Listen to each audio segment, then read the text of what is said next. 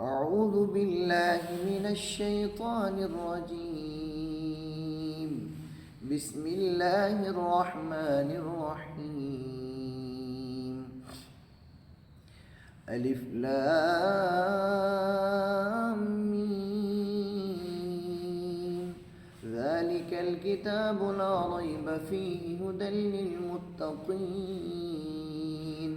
الذين يؤمنون بالغيب ويقيمون الصلاة ومما رزقناهم ينفقون والذين يؤمنون بما أنزل إليك وما أنزل من قبلك وبالآخرة هم يوقنون أولئك على هدى من ربهم وأولئك هم المفلحون. إن الذين كفروا سواء عليهم أأنذرتهم أم لم تنذرهم لا يؤمنون. ختم الله على قلوبهم وعلى سمعهم وعلى أبصارهم غشاوة ولهم عذاب عظيم. ومن الناس من يقول آمنا بالله وباليوم الآخر وما هم بمؤمنين يخادعون الله والذين آمنوا وما يخدعون إلا أنفسهم وما يشعرون. في قلوبهم مرض فزادهم الله مرضا ولهم عذاب أليم بما كانوا يكذبون. وإذا قيل لهم لا تفسدوا في الأرض قالوا إنما نحن مصلحون ألا إنهم هم المفسدون ولكن لا يشعرون. وإذا قيل لهم آمنوا كما آمن الناس قالوا أنؤمن كما آمن السفهاء ألا إنهم هم السفهاء ولكن لا يعلمون. وإذا لقوا الذين آمنوا قالوا آمنا وإذا خلوا إلى شياطينهم قالوا إنا معكم إنما نحن مستهزئون. الله يستهزئ بهم ويمدهم في طغيانهم يعمهون. أولئك الذين اشتروا الضلالة بالهدى فما ربحت تجارتهم وما كانوا مهتدين. مثلهم كمثل الذي استوقد نارا فلما أضاءت ما حوله ذهب الله بنورهم وتركهم في ظلمات لا يبصرون. صم بكم عمي فهم لا يرجعون. أو كصيب من السماء فيه ظلمات ورعد وبرق يجعلون أصابعهم في آذانهم من الصواعق حذر الموت والله محيط بالكافرين. يكاد البرق يخطف أبصارهم كلما أضاء لهم مشوا فيه وإذا أظلم عليهم قاموا ولو شاء الله لذهب بسمعهم وأبصارهم إن الله على كل شيء قدير. يا أيها الناس اعبدوا ربكم الذي خلقكم والذين من قبلكم لعلكم تتقون. الذي جعل لكم الأرض فراشا والسماء بناء وأنزل من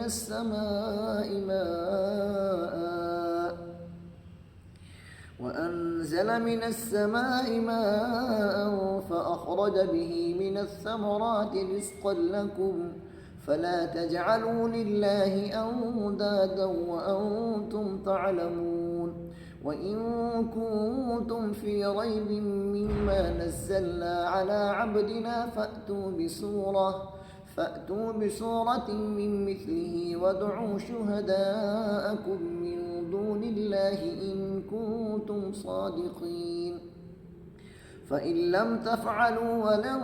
تفعلوا فاتقوا النار التي وقودها الناس والحجارة أعدت للكافرين وبشر الذين آمنوا وعملوا الصالحات أن لهم جنات تجري من تحتها الأنهار كلما رزقوا منها من ثمرة رزقا قالوا هذا الذي رزقنا من قبل وأتوا به متشابها ولهم فيها أزواج مطهرة وهم فيها خالدون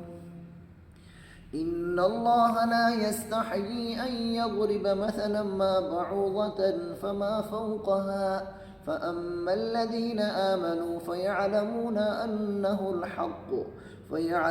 أنه الحق من ربهم وأما الذين كفروا فيقولون ماذا أراد الله بهذا مثلا يضل به كثيرا ويهدي به كثيرا وما يضل به إلا الفاسقين الذين ينقضون عهد الله من بعد ميثاقه ويقطعون ما أمر الله به أن يوصل ويفسدون في الأرض أولئك هم الخاسرون كيف تكفرون بالله وكنتم أمواتا فأحياكم ثم يميتكم ثم يحييكم ثم إليه ترجعون هو الذي خلق لكم ما في الأرض جميعا ثم استوى إلى السماء فسواهن 7 سماوات وهو بكل شيء عليم وإذ قال ربك للملائكة إني جاعل في الأرض خليفة قالوا أتجعل فيها من يفسد فيها ويسفك الدماء ونحن نسبح بحمدك ونقدس لك قال إني أعلم ما لا تعلمون وعلم آدم الأسماء كلها ثم عرضهم على الملائكة فقال أنبئوني بأسماء هؤلاء إن كنتم صادقين فإن لم تفعلوا ولن تفعلوا فاتقوا النار التي وقودها الناس والحجارة أعدت للكافرين وبشر الذين آمنوا وعملوا الصالحات أن لهم جنات تجري من تحتها الأنهار كلما رزقوا منها من ثمرة رزقا قالوا هذا الذي رزقنا من قبل وأتوا به متشابها ولهم فيها أزواج مطهرة وهم فيها خالدون إن الله لا يستحيي أن يضرب مثلا ما بعوضة فما فوقها فأما الذين آمنوا فيعلمون أنه الحق من ربهم وأما الذين كفروا فيقولون ماذا أراد الله بهذا مثلا يضل به كثيرا ويهدي به كثيرا وما يضل به إلا الفاسقين الذين ينقضون عهد الله من بعد ميثاقه ويقطعون ما أمر الله به أن يوصل ويفسدون في الأرض أولئك هم الخاسرون كيف تكفرون بالله وكنتم أمواتا فأحياكم ثم يميتكم ثم يحييكم ثم إليه ترجعون هو الذي خلق لكم ما في الأرض جميعا ثم استوى إلى السماء فسواهن 7 سماوات وهو بكل شيء عليم وإذ قال ربك للملائكة إني جاعل في الأرض خليفة قالوا أتجعل فيها من يفسد فيها ويسفك الدماء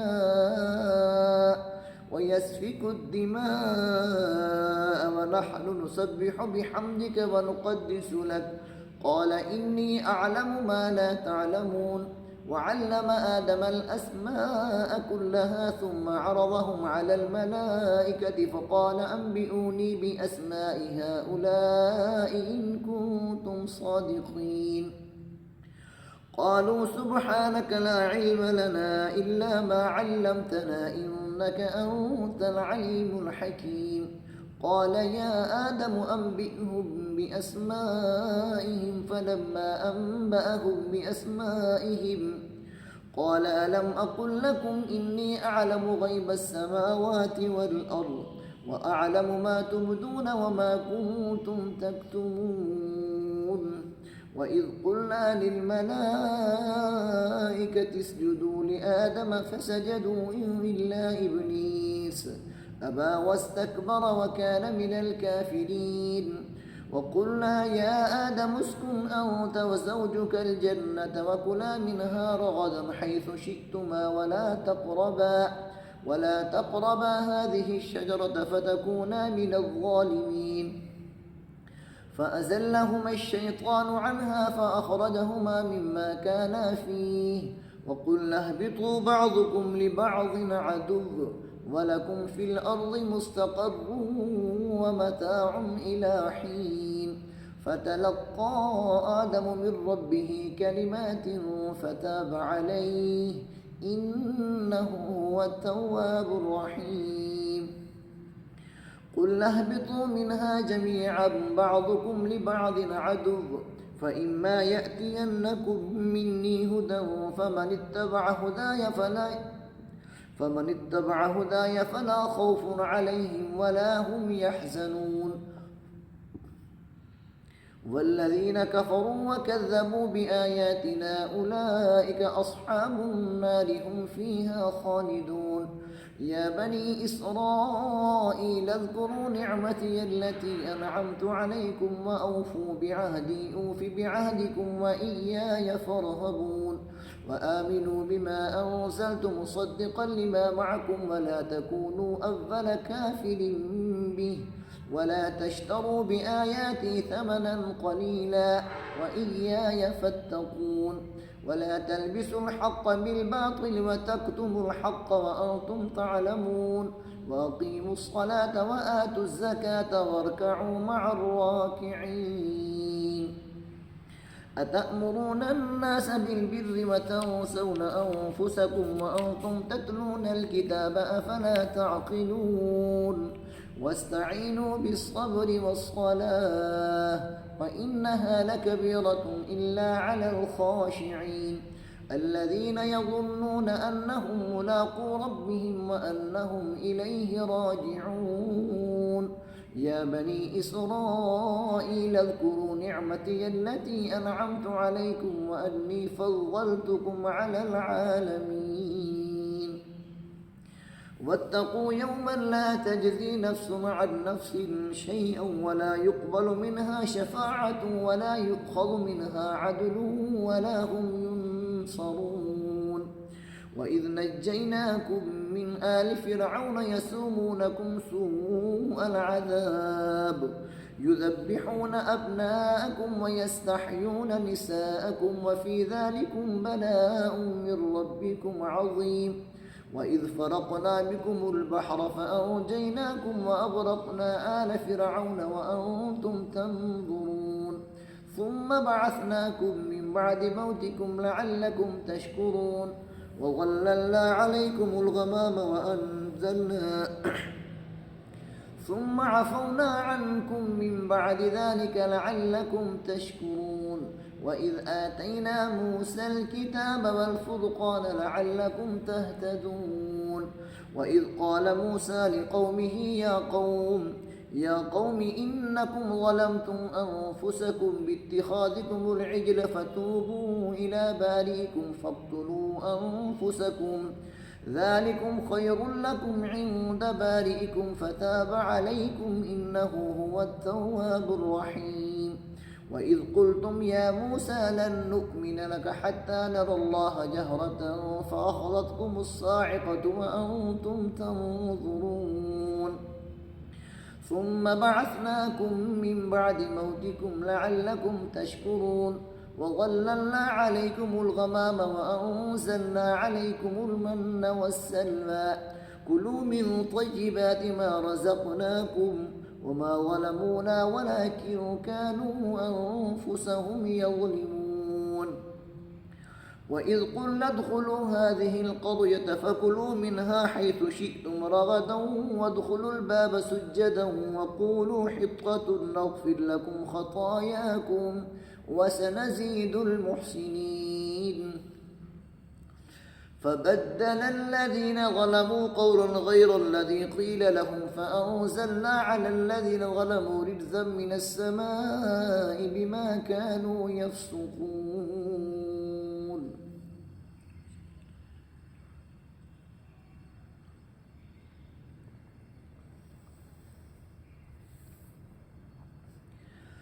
وإذ استسقى موسى لقومه فقلنا اضرب بعصاك الحجر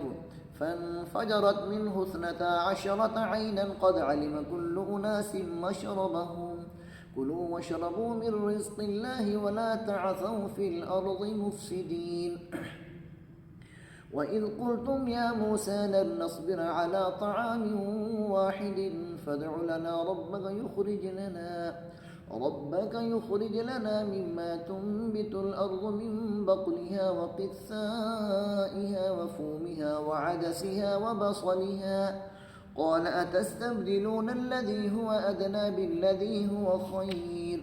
اهبطوا مصرا فإن لكم ما سألتم وضربت عليهم الذلة والمسكنة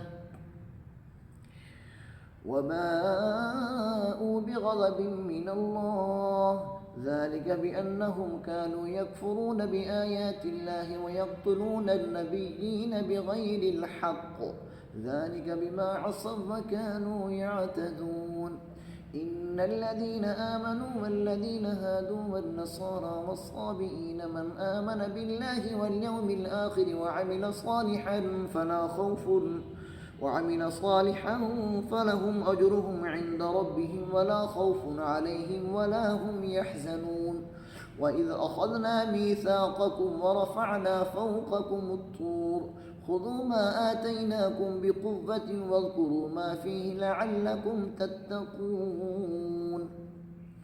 ثم توليتم من بعد ذلك فلولا فضل الله عليكم ورحمته لكنتم من الخاسرين ولقد علمتم الذين اعتدوا منكم في السبت فقلنا لهم كونوا قردة خاسئين فجعلناها نكالا لما بين يديها وما خلفها وموعظة للمتقين وإذ قال موسى لقومه إن الله يأمركم أن تذبحوا بقرة قالوا أتتخذنا هزوا قال أعوذ بالله أن أكون من الجاهلين قالوا ادع لنا ربك يبين لنا ما هي قال إنه يقول إنها بقرة لا فارض ولا بكر عوان بين ذلك فافعلوا ما تؤمرون قالوا ادع لنا ربك يبين لنا ما لونها قال إنه يقول إنها بقرة صفراء فاقع لونها تسر الناظرين قالوا ادع لنا ربك يبين لنا ما هي إن البقرة تشابه علينا وإنا إن شاء الله لمهتدون قال إنه يقول إنها بقرة لا ذلول تثير الأرض ولا تسقي الحرث مسلمة لا شية فيها قالوا الآن جئت بالحق فذبحوها وما كادوا يفعلون وإذ قتلتم نفسا فادارأتم فيها والله مخرج ما كنتم تكتمون فقلنا اضربوه ببعضها كذلك يحيي الله الموتى ويريكم آياته لعلكم تعقلون ثم قست قلوبكم من بعد ذلك فهي كالحجارة أو أشد قسوة وإن من الحجارة لما يتفجر منه الأنهار وإن منها لما يشقق فيخرج منه الماء وإن منها لما يهبط من خشية الله وما الله بغافل عما تعملون أفتطمعون أن يؤمنوا لكم وقد كان فريق منهم يسمعون كلام الله ثم يحرفونه من بعد ما عقلوه وهم يعلمون وإذا لقوا الذين آمنوا قالوا آمنا وإذا خلا بعضهم إلى بعض قالوا أتحدثونهم بما فتح الله عليكم ليحاجوكم به عند ربكم أفلا تعقلون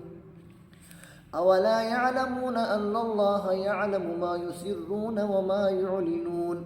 ومنهم أميون لا يعلمون الكتاب إلا أماني وإن هم إلا يظنون فويل للذين يكتبون الكتاب بأيديهم ثم يقولون هذا من عند الله ليشتروا به ثمنا قليلا فويل لهم مما كتبت أيديهم وويل لهم مما يكسبون وقالوا لن تمسنا النار إلا أياما معدودة قل أتخذتم عند الله عهدا فلن يخلف الله عهده أم تقولون على الله ما لا تعلمون بلى من كسب سيئة وأحاطت به خطيئته فأولئك أصحاب النار هم فيها خالدون والذين آمنوا وعملوا الصالحات أولئك أصحاب الجنة هم فيها خالدون وإذ أخذنا ميثاق بني إسرائيل لا تعبدون إلا الله وبالوالدين إحسانا وذي القربى واليتامى والمساكين وقولوا للناس حسنا وأقيموا الصلاة وآتوا الزكاة ثم توليتم إلا قليلا منكم وأنتم معرضون وإذ أخذنا ميثاقكم لا تسفكون دماءكم ولا تخرجون أنفسكم من دياركم ثم أقررتم وأنتم تشهدون ثم أنتم هؤلاء تقتلون أنفسكم وتخرجون فريقا منكم من ديارهم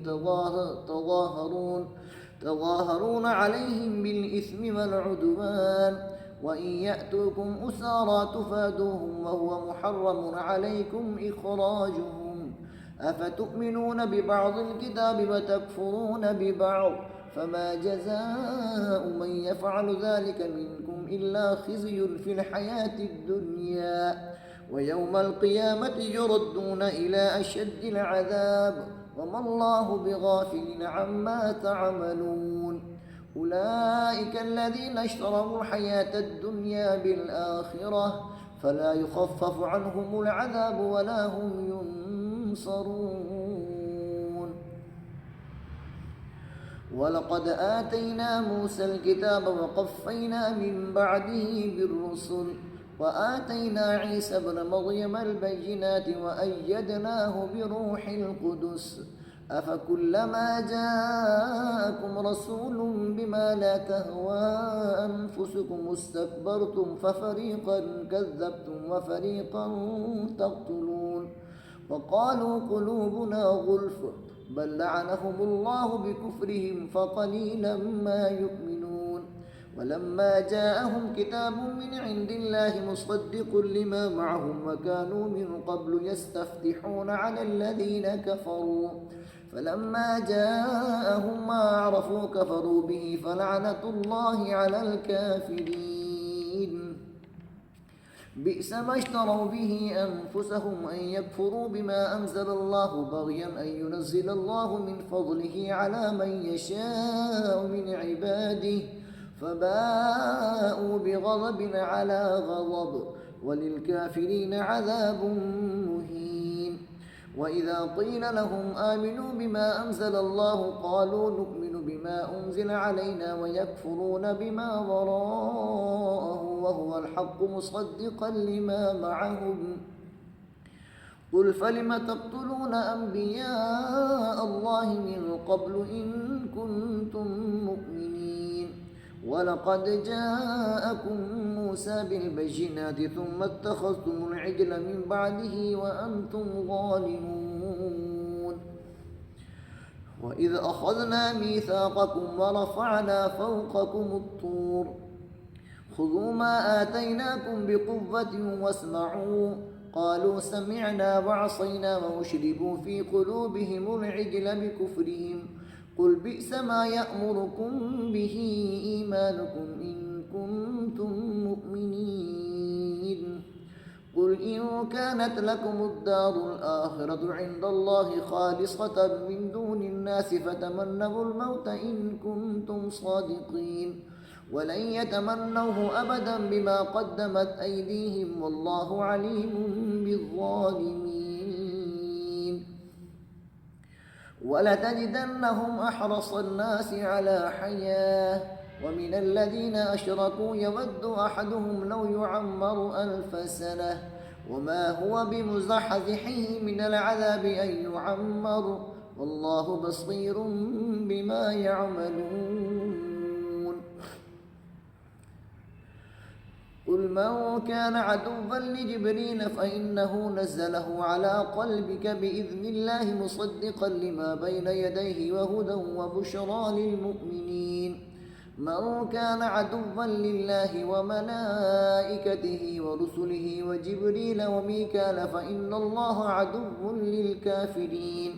ولقد أرسلنا إليك آيات بينات وما يكفر بها إلا الفاسقون أوكلما عاهدوا عهدا نبذه فريق منهم بل أكثرهم لا يؤمنون ولما جاءهم رسول من عند الله مصدق لما معهم نبذ فريق من الذين أوتوا الكتاب كتاب الله وراء ظهورهم كأنهم لا يعلمون واتبعوا ما تتلو الشياطين على ملك سليمان وما كفر سليمان ولكن الشياطين كفروا يعلمون الناس السحر وما أنزل على الملكين ببابل هاروت وماروت وما يعلمان من أحد حتى يقولا إنما نحن فتنة فلا تكفر فيتعلمون منهما ما يفرقون به بين المرء وزوجه وما هم بضارين به من أحد إلا بإذن الله ويتعلمون ما يضرهم ولا ينفعهم ولقد علموا لمن اشتراه ما له في الآخرة من خلاق ولبئس ما شروا به أنفسهم لو كانوا يعلمون ولو أنهم آمنوا واتقوا لمثوبة من عند الله خير لو كانوا يعلمون يا أيها الذين آمنوا لا تقولوا راعنا وقولوا انظرنا واسمعوا وللكافرين عذاب أليم ما يود الذين كفروا من أهل الكتاب ولا المشركين أن ينزل عليكم من خير من ربكم والله يختص برحمته من يشاء والله ذو الفضل العظيم ما ننسخ من آية أو ننسها نأتي بخير منها أو مثلها ألم تعلم أن الله على كل شيء قدير ألم تعلم أن الله له ملك السماوات والأرض وما لكم من دون الله من ولي ولا نصير أم تريدون أن تسألوا رسولكم كما سئل موسى من قبل ومن يتبدل الكفر بالإيمان فقد ضل سواء السبيل ود كثير من أهل الكتاب لو يردونكم من بعد إيمانكم كفارا حسدا من عند أنفسهم من بعد ما تبين لهم الحق فاعفوا واصفحوا حتى يأتي الله بأمره إن الله على كل شيء قدير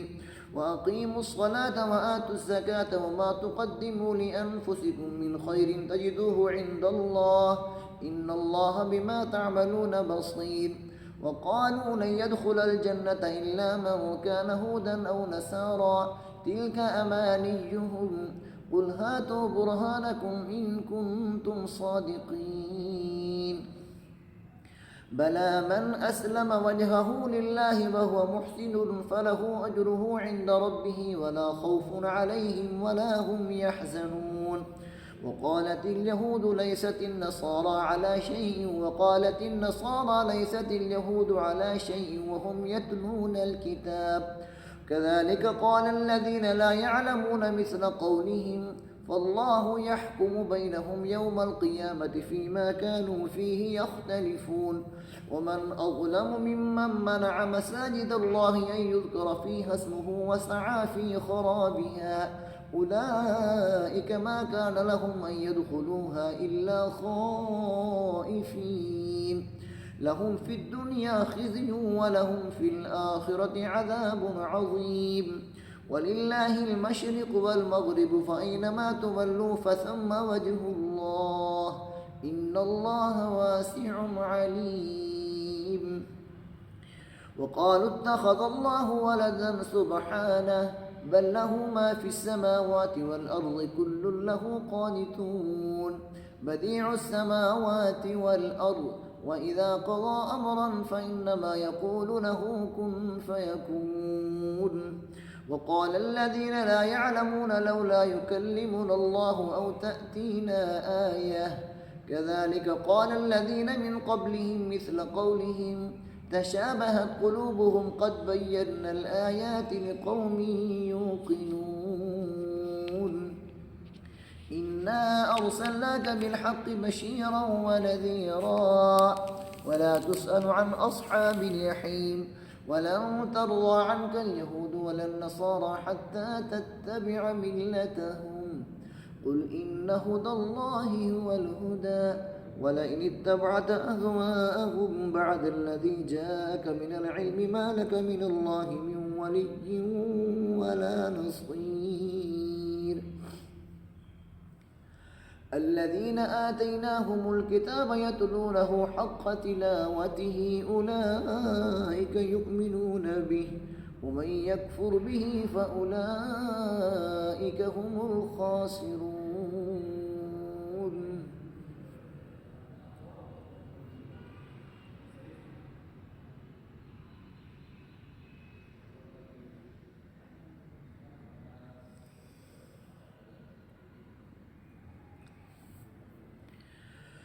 يا بني إسرائيل اذكروا نعمتي التي أنعمت عليكم وأني فضلتكم على العالمين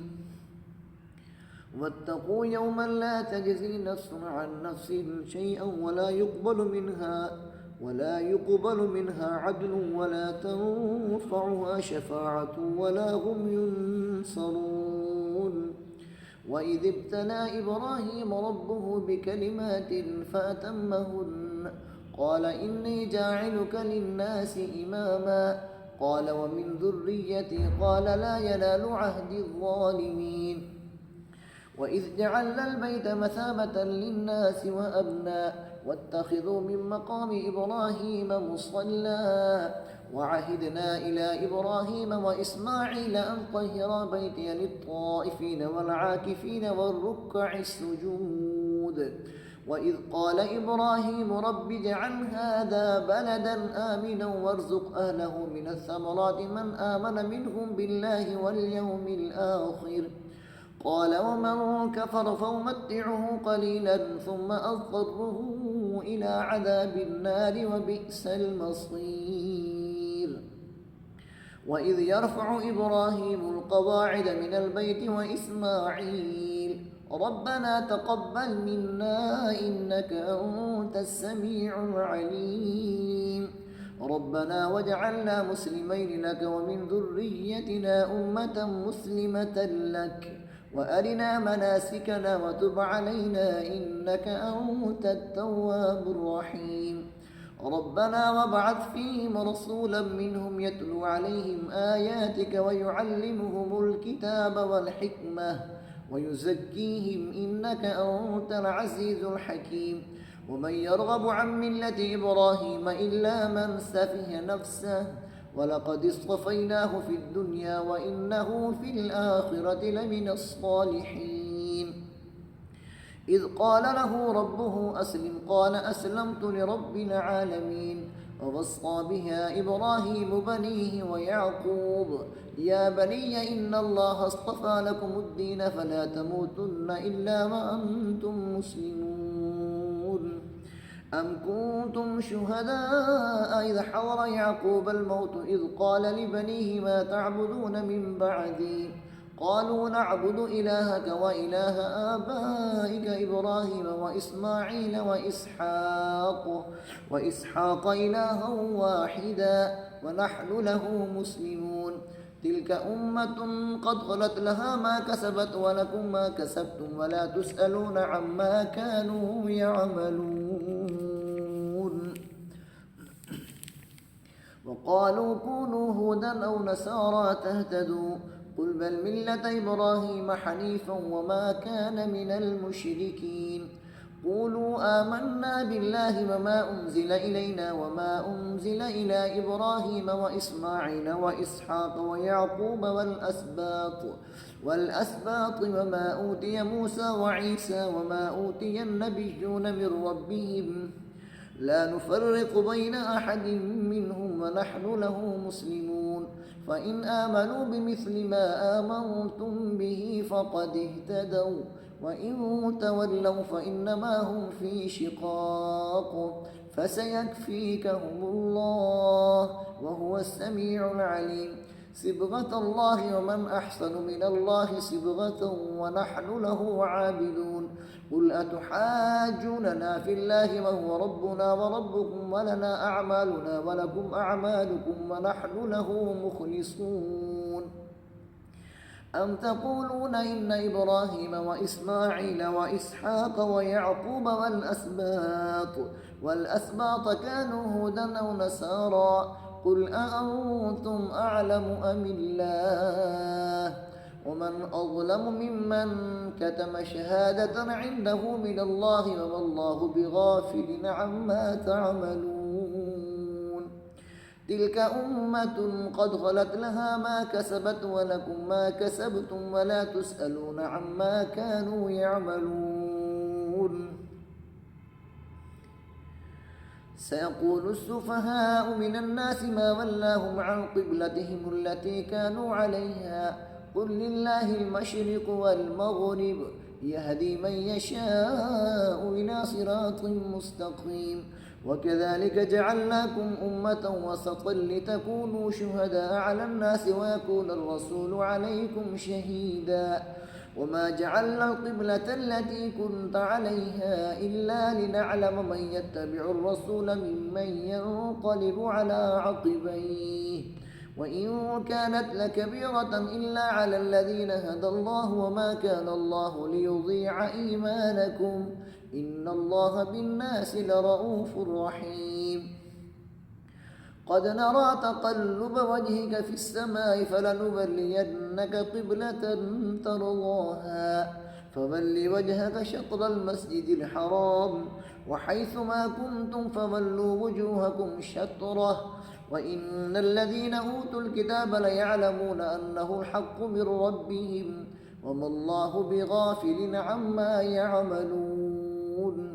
ولئن أتيت الذين أوتوا الكتاب بكل آية ما تبعوا قبلتك وما أنت بتابع قبلتهم وما بعضهم بتابع قبلة بعض ولئن اتبعت أهواءهم من بعد ما جاءك من العلم إنك إذا لمن الظالمين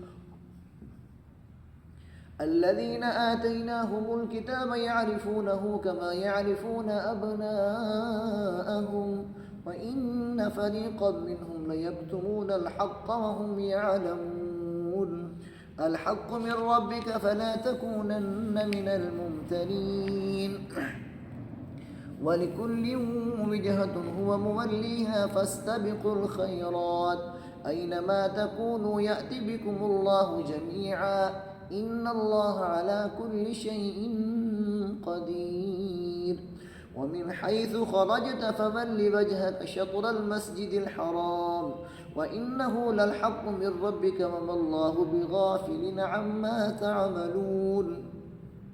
ومن حيث خرجت فول وجهك شطر المسجد الحرام وحيث ما كنتم فولوا وجوهكم شطره لئلا يكون للناس عليكم حجة إلا الذين ظلموا منهم فلا تخشوهم واخشوني ولأتم نعمتي عليكم ولعلكم تهتدون كما أرسلنا فيكم رسولا منكم يتلو عليكم آياتنا ويزكيكم ويعلمكم الكتاب والحكمة ويعلمكم ما لم تكونوا تعلمون فاذكروني أذكركم واشكروني ولا تكفرون يا أيها الذين آمنوا استعينوا بالصبر والصلاة إن الله مع الصابرين ولا تقولوا لمن يقتل في سبيل الله أموات بل أحياء ولكن لا تشعرون ولنبلونكم بشيء من الخوف والجوع ونقص من الأموال والأنفس والثمرات وبشر الصابرين الذين إذا أصابتهم مصيبة قالوا إنا لله وإنا إليه راجعون أولئك عليهم صلوات من ربهم ورحمة وأولئك هم المهتدون إن الصفا والمروة من شعائر الله فمن حج البيت أو اعتمر فلا جناح عليه أن يطوف بهما ومن تطوع خيرا فإن الله شاكر عليم إن الذين يكتمون ما أنزلنا من البينات والهدى من بعد ما بيناه للناس في الكتاب أولئك يلعنهم الله ويلعنهم اللاعنون إلا الذين تابوا وأصلحوا وبينوا فأولئك أتوب عليهم وأنا التواب الرحيم إن الذين كفروا وماتوا وهم كفار أولئك عليهم لعنة الله والملائكة والناس أجمعين خالدين فيها لا يخفف عنهم العذاب ولا هم ينظرون وإلهكم إله واحد لا إله إلا هو الرحمن الرحيم إن في خلق السماوات والأرض واختلاف الليل والنهار والفلك التي تجري في البحر بما ينفع الناس وما أنزل الله من السماء من ماء فأحيا به الأرض بعد موتها وبث فيها من كل دابة وتصريف الرياح والسحاب المسخر بين السماء والأرض لآيات لقوم يعقلون ومن الناس من يتخذ من دون الله أندادا يحبونهم كحب الله والذين آمنوا أشد حبا لله ولو يرى الذين ظلموا إذ يرون العذاب أن القوة لله جميعا وأن الله شديد العذاب إذ تبرأ الذين اتبعوا من الذين اتبعوا ورأوا العذاب وتقطعت بهم الأسباب وقال الذين اتبعوا لو أن لنا كرة فنتبرأ منهم كما تبرأوا منا كذلك يريهم الله أعمالهم حسرات عليهم وما هم بخارجين من النار يا أيها الناس كلوا مما في الأرض حلالا طيبا ولا تتبعوا خطوات الشيطان إنه لكم عدو مبين إنما يأمركم بالسوء والفحشاء وأن تقولوا على الله ما لا تعلمون وإذا قيل لهم اتبعوا ما أنزل الله قالوا بل نتبع ما ألفينا عليه آباءنا أولو كان آباؤهم لا يعقلون شيئا ولا يهتدون ومثل الذين كفروا كمثل الذي ينعق بما لا يسمع إلا دعاء ونداء صم بكم عمي فهم لا يعقلون يا أيها الذين آمنوا كلوا من طيبات ما رزقناكم واشكروا لله إن كنتم إياه تعبدون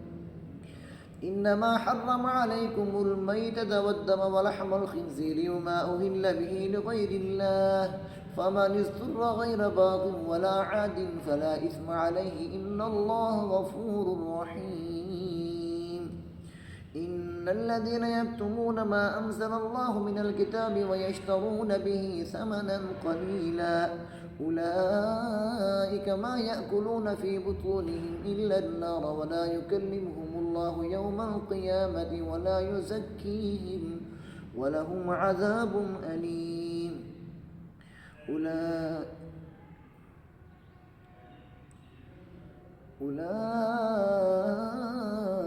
الذين اشتروا الضلالة بالهدى والعذاب بالمغفرة فما أصبرهم على النار ذلك بأن الله نزل الكتاب بالحق وإن الذين اختلفوا في الكتاب لفي شقاق بعيد ليس البر أن تولوا وجوهكم قبل المشرق والمغرب ولكن البر من آمن بالله واليوم الآخر والملائكة والكتاب والنبيين وآتى المال على حبه ذوي القربى واليتامى والمساكين وابن السبيل والسائلين وفي الرقاب وأقام الصلاة وآتى الزكاة والموفون بعهدهم إذا عاهدوا والصابرين في البأساء والضراء وحين البأس أولئك الذين صدقوا وأولئك هم المتقون يا أيها الذين آمنوا كتب عليكم القصاص في القتلى الحر بالحر والعبد بالعبد والأنثى بالأنثى فمن عفي له من أخيه شيء فاتباع بالمعروف وأداء إليه بإحسان ذلك تخفيف من ربكم ورحمة فمن اعتدى بعد ذلك فله عذاب أليم ولكم في القصاص حياة يا أولي الألباب لعلكم تتقون كتب عليكم إذا حضر أحدكم الموت إن ترك خيرا الوصية للوالدين والأقربين بالمعروف حقا على المتقين فمن بدله بعدما سمعه فإنما إثمه على الذين يبدلونه إن الله سميع عليم فمن خاف من موص جنفا أو إثما فأصلح بينهم فلا إثم عليه إن الله غفور رحيم يا أيها الذين آمنوا كتب عليكم الصيام كما كتب على الذين من قبلكم لعلكم تتقون أياما معدودات فمن كان منكم مريضا أو على سفر فعدة من أيام أخر وعلى الذين يطيقونه فدية طعام مسكين فمن تطوع خيرا فهو خير له وأن تصوموا خير لكم إن كنتم تعلمون شهر رمضان الذي أنزل فيه القرآن هدى للناس وبينات من الهدى والفرقان فمن شهد منكم الشهر فليصمه ومن كان مريضا أو على سفر فعدة من أيام أخر يريد الله بكم اليسر ولا يريد بكم العسر ولتكملوا العدة ولتكبروا الله على ما هداكم ولعلكم تشكرون وإذا سألك عبادي عني فإني قريب أجيب دعوة الداعي إذا دعاني فليستجيبوا لي وليؤمنوا بي لعلهم يرشدون وإذا سألك عبادي عني فإني قريب أجيب دعوة الداعي إذا دعاني فليستجيبوا لي وليؤمنوا بي لعلهم يرشدون أحل لكم ليلة الصيام الرفث إلى نسائكم هن لباس لكم وأنتم لباس لهن علم الله أنكم كنتم تختانون أنفسكم فتاب عليكم وعفى عنكم فالآن باشروهن وابتغوا ما كتب الله لكم وكلوا واشربوا حتى يتبين لكم الخيط الأبيض من الخيط الأسود من الفجر ثم أتموا الصيام إلى الليل ولا تباشروهن وأنتم عاكفون في المساجد تلك حدود الله فلا تقربوها كذلك يبين الله آياته للناس لعلهم يتقون ولا تأكلوا أموالكم بينكم بالباطل وتدلوا بها إلى الحكام لتأكلوا فريقا من أموال الناس بالإثم وأنتم تعلمون يسألونك عن الأهلة قل هي مواقيت للناس والحج وليس البر بأن تأتوا البيوت من ظهورها ولكن البر من اتقى وأتوا البيوت من أبوابها واتقوا الله لعلكم تفلحون وقاتلوا في سبيل الله الذين يقاتلونكم ولا تعتدوا إن الله لا يحب المعتدين واقتلوهم حيث ثقفتموهم وأخرجوهم من حيث أخرجوكم والفتنة أشد من القتل ولا تقاتلوهم عند المسجد الحرام حتى يقاتلوكم فيه فإن قاتلوكم فاقتلوهم كذلك جزاء الكافرين فإن انتهوا فإن الله غفور رحيم وقاتلوهم حتى لا تكون فتنة ويكون الدين لله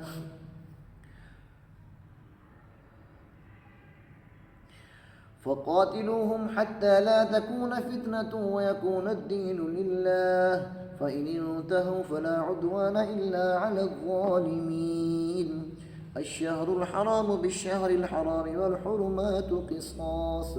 فمن اعتدى عليكم فاعتدوا عليه بمثل ما اعتدى عليكم واتقوا الله واعلموا أن الله مع المتقين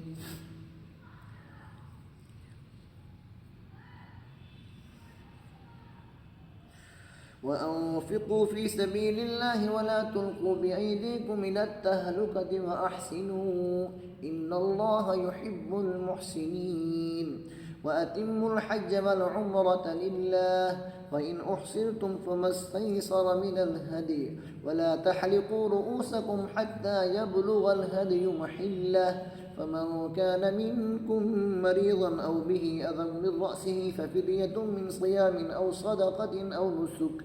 فإذا أمنتم فمن تمتع بالعمرة إلى الحج فما استيسر من الهدي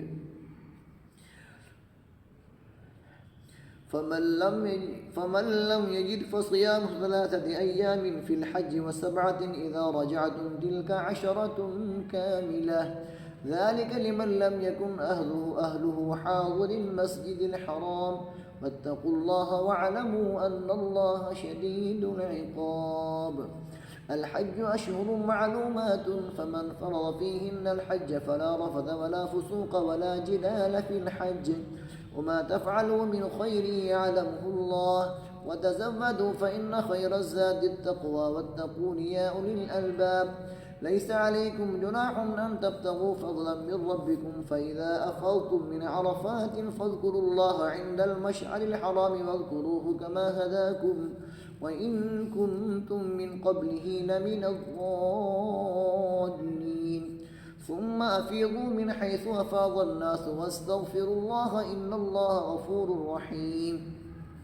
فإذا قضيتم مناسككم فاذكروا الله كذكركم آباءكم أو أشد ذكرا فمن الناس من يقول ربنا آتنا في الدنيا وما له في الآخرة من خلاق ومنهم من يقول ربنا آتنا في الدنيا حسنة وفي الآخرة حسنة وقنا عذاب النار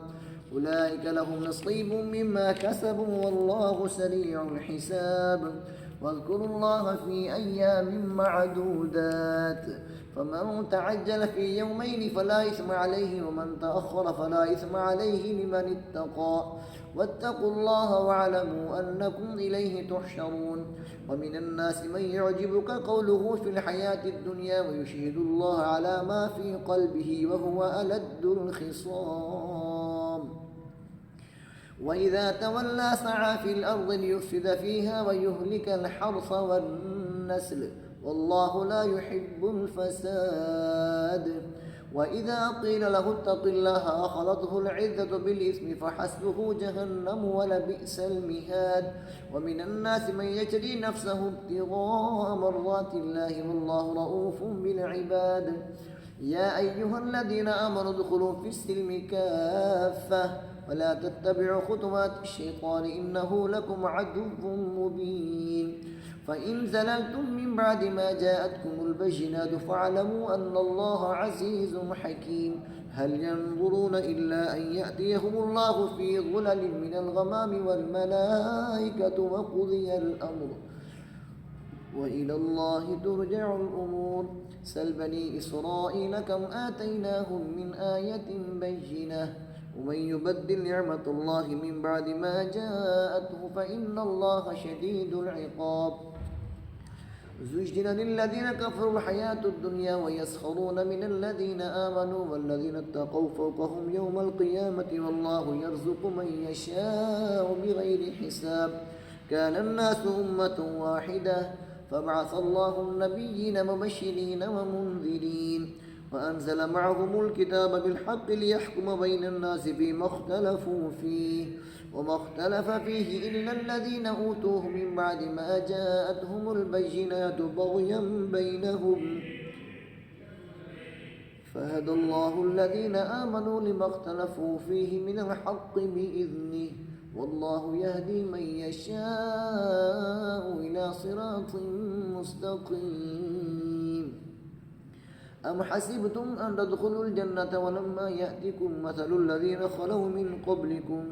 مستهم البأساء والضراء وزلزلوا حتى يقول الرسول والذين آمنوا معه متى نصر الله ألا إن نصر الله قريب يسألونك ماذا ينفقون قل ما أنفقتم من خير فللوالدين والأقربين واليتامى والمساكين وابن السبيل وما تفعلوا من خير فإن الله به عليم كتب عليكم القتال وهو كره لكم وعسى أن تكرهوا شيئا وهو خير لكم وعسى أن تحبوا شيئا وهو شر لكم والله يعلم وأنتم لا تعلمون يسألونك عن الشهر الحرام قتال فيه قل قتال فيه كبير وصد عن سبيل الله وكفر به والمسجد الحرام وإخراج أهله منه أكبر عند الله والفتنة أكبر من القتل ولا يزالون يقاتلونكم حتى يردوكم عن دينكم إن استطاعوا ومن يرتد منكم عن دينه فيمت وهو كافر فأولئك حبطت أعمالهم في الدنيا والآخرة وأولئك أصحاب النار هم فيها خالدون إن الذين آمنوا والذين هاجروا وجاهدوا في سبيل الله أولئك يرجون رحمة الله والله غفور رحيم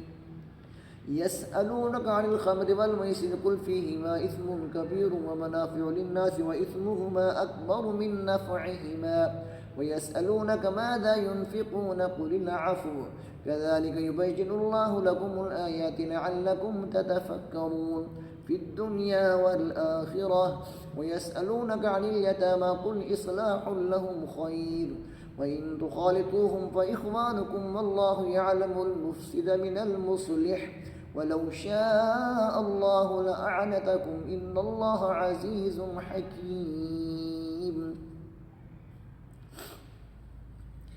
ولا تنكحوا المشركات حتى يؤمن ولأمة مؤمنة خير من مشركة ولو أعجبتكم ولا تنكحوا المشركين حتى يؤمنوا ولعبد مؤمن خير من مشرك ولو أعجبكم أولئك يدعون إلى النار والله يدعو إلى الجنة والمغفرة بإذنه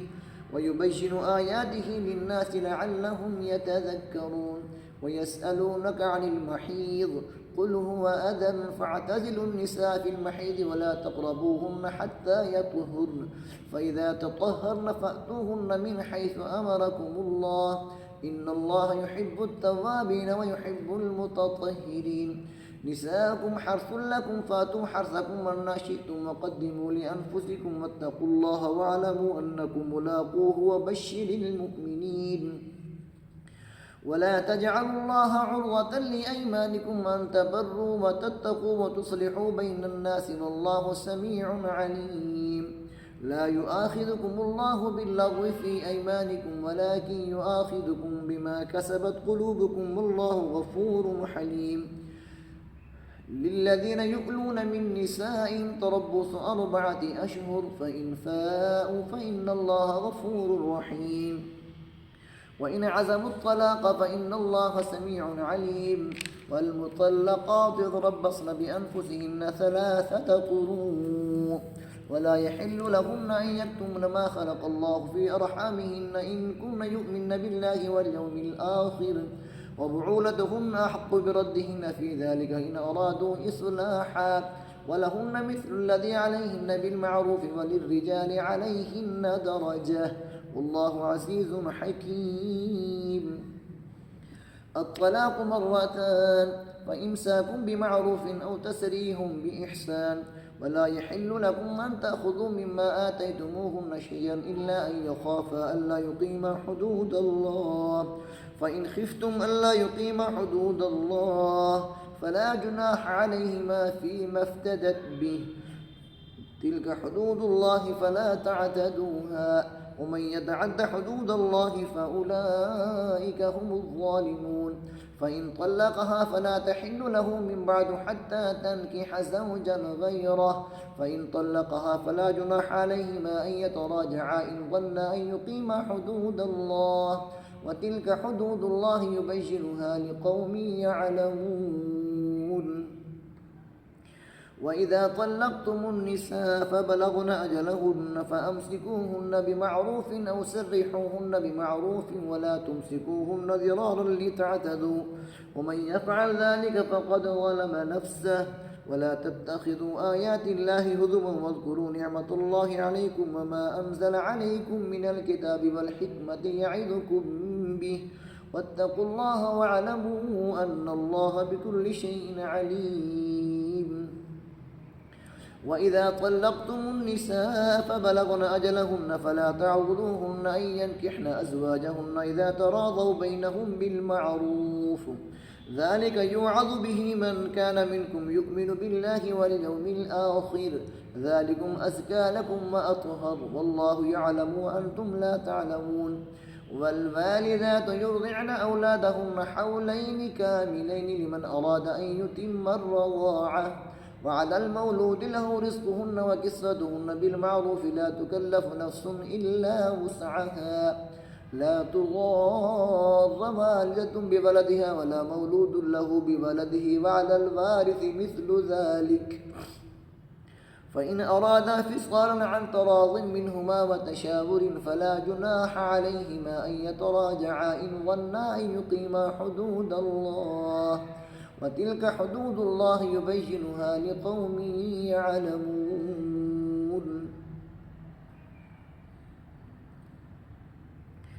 فإن أرادا فصالا عن تراض منهما وتشاور فلا جناح عليهما وإن أردتم أن تسترضعوا أولادكم فلا جناح عليكم إذا سلمتم ما آتيتم بالمعروف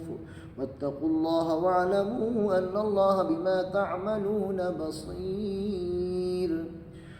هو الذين يتوفون منكم ويذرون أزواجا يتربصن بأنفسهن 4 أشهر و10 فإذا بلغن أجلهن فلا جناح عليكم فيما فعلن في أنفسهن بالمعروف والله بما تعملون خبير ولا جناح عليكم فيما عرضتم به من خطبة النساء أو أكننتم في أنفسكم علم الله أنكم ستذكرونهن ولكن لا تواعدوهن سرا إلا أن تقولوا قولا معروفا ولا تعزموا عقدة النكاح حتى يبلغ الكتاب أجله واعلموا أن الله يعلم ما في أنفسكم فاحذروه واعلموا أن الله غفور حليم. لا جناح عليكم إن طلقتم النساء ما لم تمسوهن أو تفرضوا لهن فريضة ومتعوهن على الموسع قدره وعلى المقتر قدره متاعا بالمعروف حقا على المحسنين. وإن طلقتموهن من قبل أن تمسوهن وقد فرضتم لهن فريضة فنصف ما فرضتم إلا أن يعفون أو يعفو الذي بيده عقدة النكاح وأن تعفوا أقرب للتقوى ولا تنتبوا الفضل بينكم إن الله بما تعملون بصير. حافظوا على الصلوات والصلاة الوسطى وقوموا لله قانتين. فإن خفتم فرجالا أو ركبانا فإذا أمنتم فاذكروا الله كما علمكم ما لم تكونوا تعلمون. والذين يتوفون منكم ويذرون أزواجا وصية لأزواجهم متاعا إلى الحول غير إخراج فإن خرجن فلا جناح عليكم فيما فعلن في أنفسهن من معروف والله عزيز حكيم. وللمطلقات متاع بالمعروف حقا على المتقين كذلك يبين الله لكم آياته لعلكم تعقلون. ألم تر إلى الذين خرجوا من ديارهم وهم ألوف حضر الموت فقال لهم الله موتوا ثم أحياهم إن الله لذو فضل على الناس ولكن أكثر الناس لا يشكرون. وقاتلوا في سبيل الله واعلموا أن الله سميع عليم. من ذا الذي يقرض الله قرضا حسنا فيضاعفه له أضعافا كثيرة والله يقبض ويبسط وإليه ترجعون. ألم تر إلى الملأ من بني إسرائيل من بعد موسى إذ قالوا لنبي له ابعث لنا ملكا نقاتل في سبيل الله قال هل عسيتم إن كتب عليكم القتال أن لا تقاتلوا قالوا وما لنا ألا نقاتل في سبيل الله وقد أخرجنا من ديارنا وأبنائنا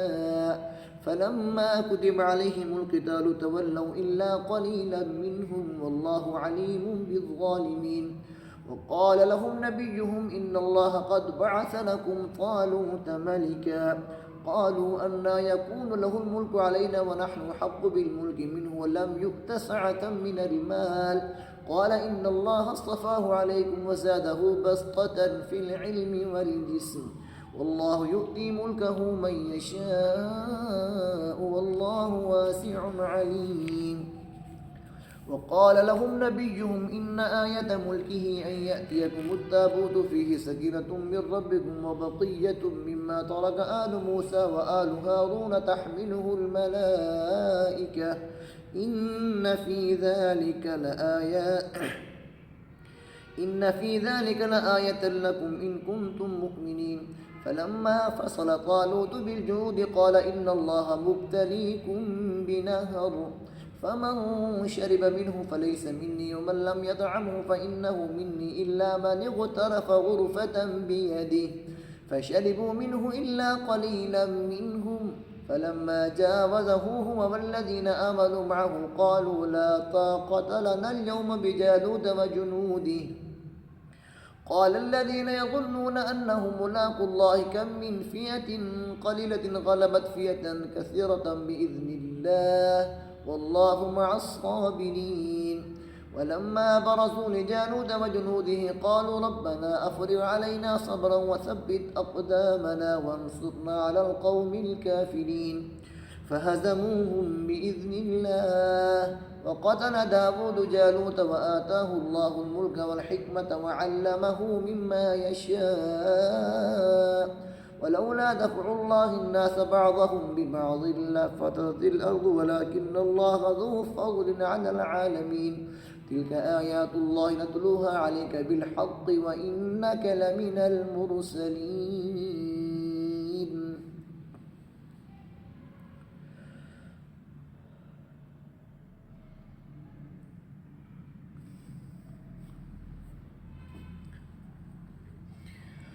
تلك الرسل فضلنا بعضهم على بعض منهم من كلم الله ورفع بعضهم درجات وآتينا عيسى ابن مريم البينات وأيدناه بروح القدس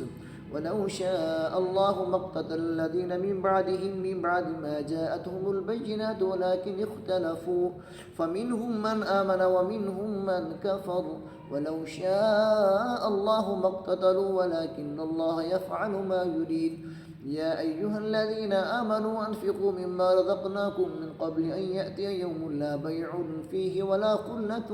ولا شفاعة والكافرون هم الظالمون الله لا إله إلا هو الحي القيوم لا تأخذه سنة ولا نوم له ما في السماوات وما في الأرض من ذا الذي يشفع عنده إلا بإذنه يعلم ما بين أيديهم وما خلفهم ولا يحيطون بشيء من علمه إلا بما شاء وسع كرسيه السماوات والأرض ولا يؤوده حفظهما وهو العلي العظيم لا إكراه في الدين قد تبين الرشد من الغي فمن يكفر بالطاغوت ويؤمن بالله فقد استمسك بالعروة الوثقى لا انفصام لها والله سميع عليم الله ولي الذين آمنوا يخرجهم من الظلمات إلى النور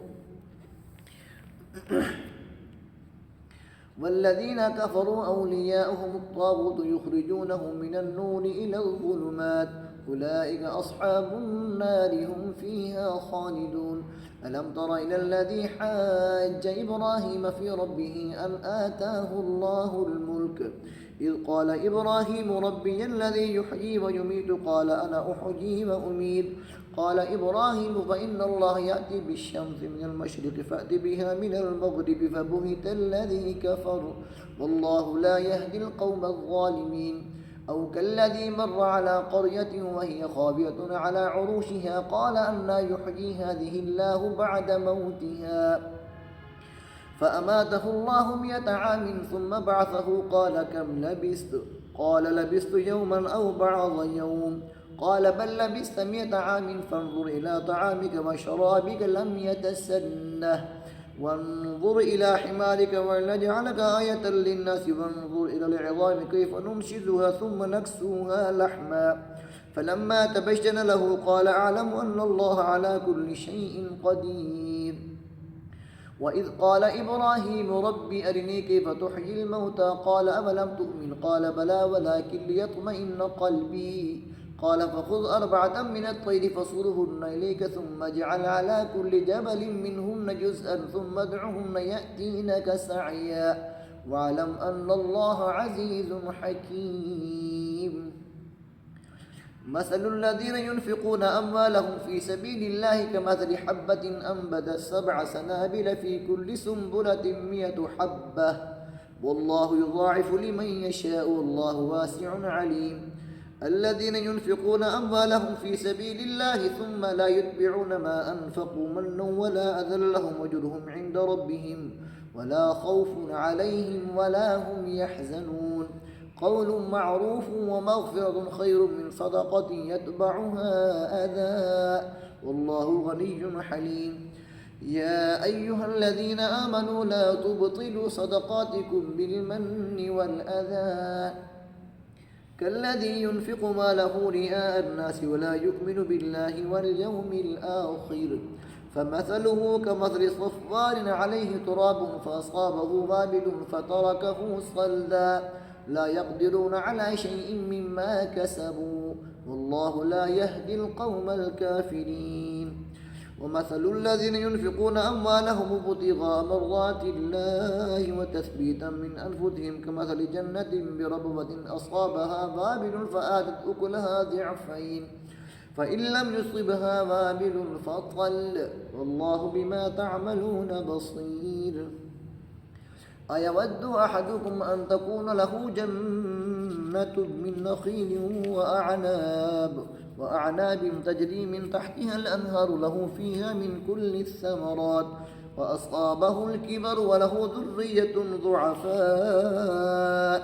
فأصابها إعصار فيه نار فاحترقت كذلك يبين الله لكم الآيات لعلكم تتفكرون يا أيها الذين آمنوا أنفقوا من طيبات ما كسبتم ومما أخرجنا لكم من الأرض ولا تيمموا الخبيث منه تنفقون ولستم بآخذيه إلا